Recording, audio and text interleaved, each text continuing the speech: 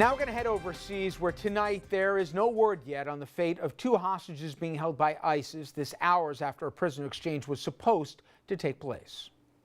Hours after the latest ISIS deadline passed, fates of two hostages are unknown. This message, released Wednesday night, the terror group's last communication, features the voice of the captured Japanese journalist. If Sajida al-Rishawi is not ready for exchange for my life at the Turkish border, the Jordanian pilot will be killed immediately. ISIS wants a prisoner exchange, calling for Jordan to release an Iraqi woman convicted of terrorism there. Jordan's government said it would cooperate, but with one big condition. We want to see a proof of life of the Jordanian pilot. Then we can talk about the exchange. So far, no such proof has been given. The pilot's father today pleaded with ISIS to release his son.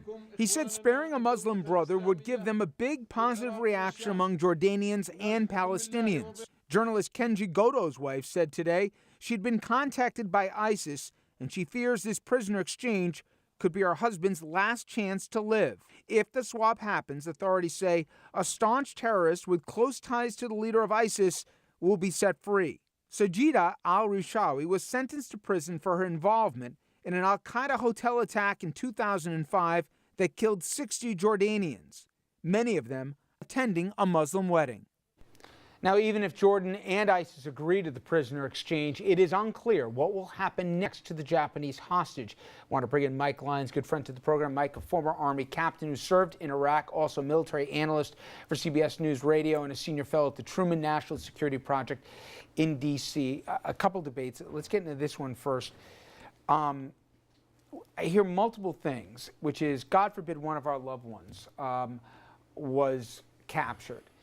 If you want to negotiate, our government won't be party to it. You got to hopefully have means yourself or your company or whatever, depending on how the person was captured, and negotiate through third parties, fixers, or whatever else. But the government's not going to get involved because of fear of precedent. Do I have it right in the States? Yeah, but we're missing the fact that the government will get involved if it's somebody the government sent there. So if it's a person in uniform, potentially someone, a CIA operative or something, the government will get involved with that. I mean, we owe those people everything we can to get them home. So I think there's a distinction between a person in uniform and, let's say, a reporter. Yeah, there really is. It's a hard truth, but I think there really is. And there's even a bigger distinction between that and a civilian, especially after the State Department says you shouldn't be traveling to those places.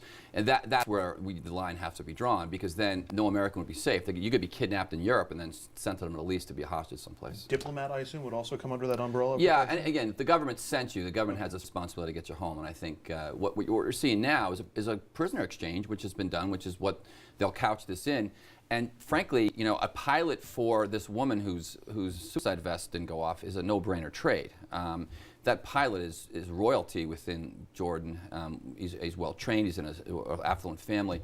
You got those family members in Jordan that have family members in the Anbar province that don't want to see any of this conflict. So they want to see this end in a way that that brings that pilot home. Is ISIS or Al-Qaeda, whoever the hostage taker may be, are they doing this because they need the money? Are they doing this because this is free press for them? Yeah, I think a lot of it has to do with press. I mean, this story now has gone on a few days. I think they figured out logistically this is a difficult swap to make, to get all these parties to this border, and how do you make sure you secure that? It's not like what we saw with Sergeant Bergdahl and how that transfer took place. There's got to be some level of trust that's going to have to happen between intermediaries. And I don't think ISIS has a lot of intermediaries in the region. I think that's the problem. And is the argument, you hear some say, wait a minute, if it comes to writing a check to save somebody's life, it's worth it. Give me the downside for doing that. Well, all it will do is just encourage people to continue to get kidnapped, and that those checks will continue to get written, and there will be no incentive not to do that. So you can't do it on any level. You've seen some European countries say that they would not do it, and unfortunately they have. We'll do everything we can. I know the United States will try to rescue civilians when they can, if that's possible. But we can't give them the money, which is just more means for them to become greater terrorists. What about a swap that you're putting back into the field? Somebody who's hell-bent on suicide was involved in literally killing 60 civilians at a wedding, reportedly. Yeah, I mean, again, it gets back to a military member, a person, you know, who raised their hand and volunteered to go over there. And I know Georgia, for example, people I talked to, they're not happy with the United States because we didn't rescue that pilot. I mean, when you think about it, that could have been a U.S. American. Yep. down pilot there, you could have imagined we would have scrambled to do that. That pilot walked around the desert for a few hours. And so you're going to set those kind of missions up, you've got to be able to rescue pilots. That's the implied task. I'm just, wouldn't it make some sense to sort of string out this process as long as you can? Because every time we hear from them as part of whatever negotiations, we get a better idea of where they are. We can maybe launch some sort of strike on them. I mean, yeah, no, I think they're well protected, detained, and you run the risk of killing them in the process. That's happened before, unfortunately. I think people want to let this thing go, let the process work its way if possible. The United States probably is not involved other than providing intelligence oversight, maybe to where the area is, but that's about it. You mentioned Bergdahl, and it's interesting. I got into this subject last night with my legal panel, including a couple of court-martial trials as practicing attorneys. Sergeant Bo Bergdahl, he was freed during that prisoner swap you may remember back in May with the Taliban.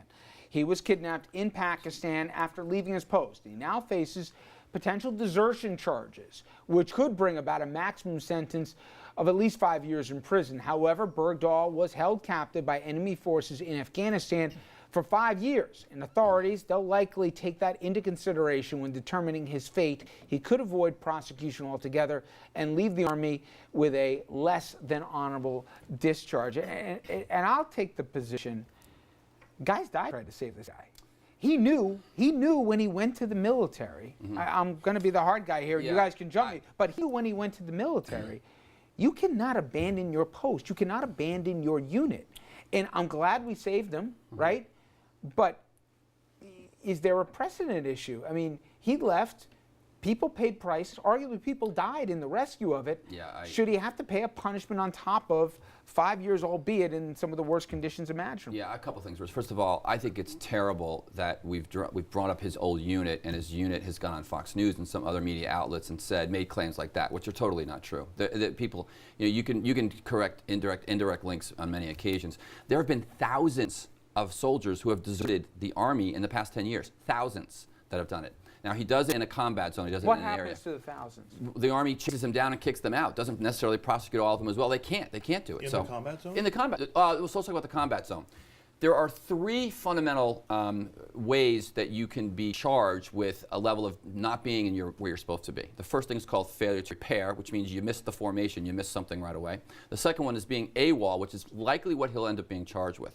Absent without official leave. He decided to leave the gate, leave the area, go missing for a while, and then he was captured, then he became a prisoner of war. That last one is desertion. You have to have intent, you have to have all these things lined up, your letter written off. I have no intention of coming back here. Difficult to prove. I'm sorry, not to do the detail, but yeah. If I leave my post, I'm intending to leave my post. What's the distinction between going AWOL and deserting? I'm intentionally deserting. Because let's say you're a soldier and you get a letter home, your girlfriend's breaking up with you, and I'm going to go out and I'm going to go drink my sorrows away right now on post, and I'm going to go AWOL. I'm going to leave my post, and I'm going to be absent without official leave, which is what AWOL stands for. I'm going to go out, I'm going to get drunk, and I'm going to try to forget this.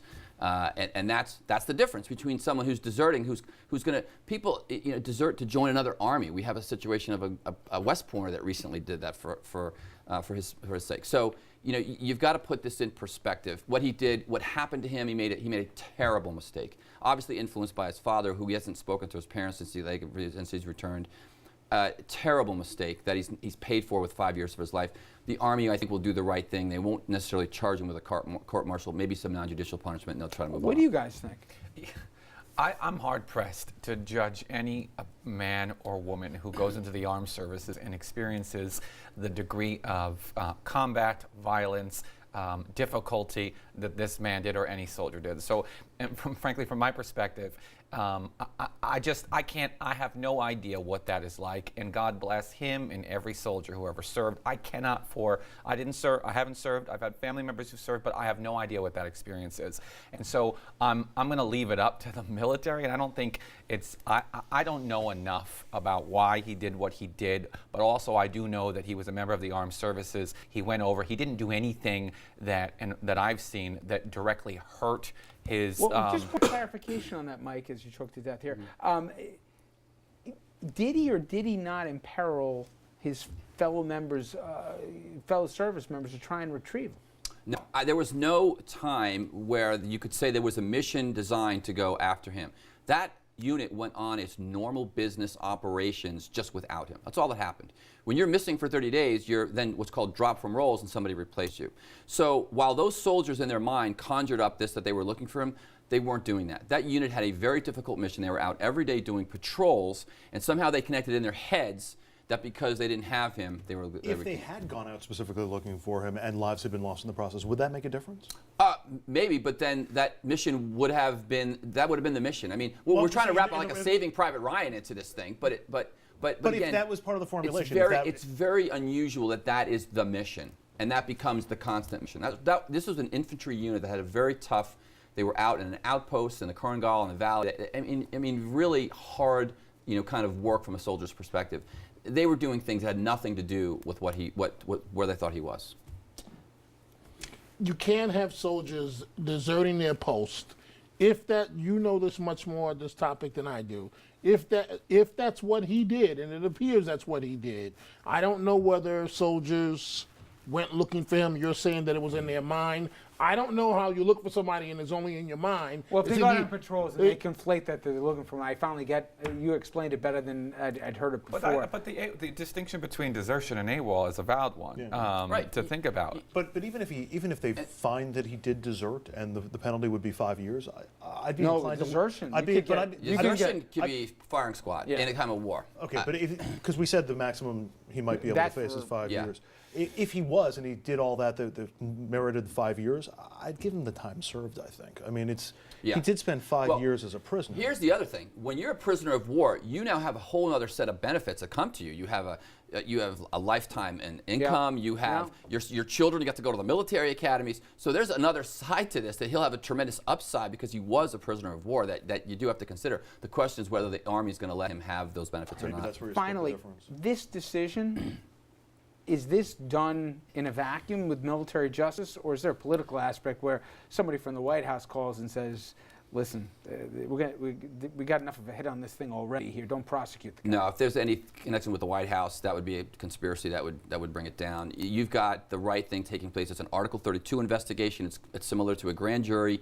It's being reviewed right now by a 4-star general. He makes a recommendation as to what they're going to do. So the Pentagon doesn't say yay or nay? Can't do anything about it. Good enough. Michael, thank you very much. All right, head over to Facebook and Twitter and sound off on our question tonight. Should the U.S. negotiate with terrorists? Is that a policy that you think is in our best interest, or is our current policy the right one?